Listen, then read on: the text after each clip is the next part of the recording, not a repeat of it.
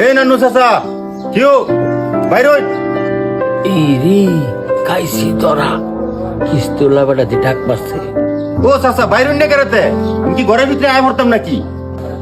ওখান যদি না বাইরে তো ঘরের ভিতর আয় হতে পারে। কেমনটা লাগে 2টা সপ্তাহ ধরে কিস্তি দে না।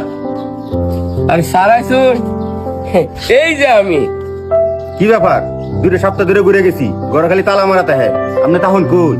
আরে স্যার কই না রে, একটু সেরি বাইট বেড়াইতাম গেছিলাম, কোনো চিন্তা নাই। আজ তো আমি বাড়িতে আছি। 2 সপ্তাহ ধরে আপনি শরীর বাইট বেড়ায়, এটা তালিবালি চলতো না। আজকে যে আপনি টাকা দিবেন, আপনি কি ভাবছুন সহজ মনে করে লাইছুন? 2টা সপ্তাহ আমি খুব কষ্ট করে ঘুরে গেছি। আরে স্যার এত অস্থির হই না, আমি এত কষ্ট করতেছি। রসের কথা বহুত শুনছি, রস দেখাইতেছে আমার শেয়ার এনে দিতেছে বইতাম। বর তো আমার সময় নেই গা, টাকা আদায় করুন যেমনিও।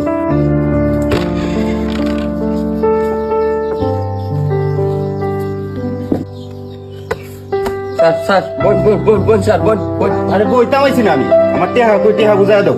আরে স্যার বোন এত তাড়াহুড়া দেখা লাভ কি? বোন টিহা বাহচ্ছে। রসের আলাপ করে লাভ নাই, টাকা লই আইন।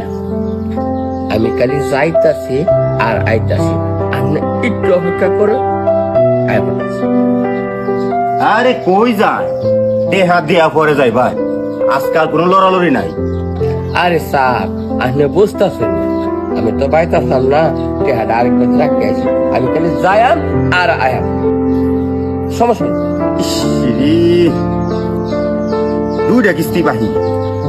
সারা দিন আমার সারের থেকে বহা শুনতে শুনতে আমার কান টান জ্বালা ফালা হয়ে গেছে গা। আবার আমার ভয়াত হয়ে যে গেল গা কই, কি যে করি।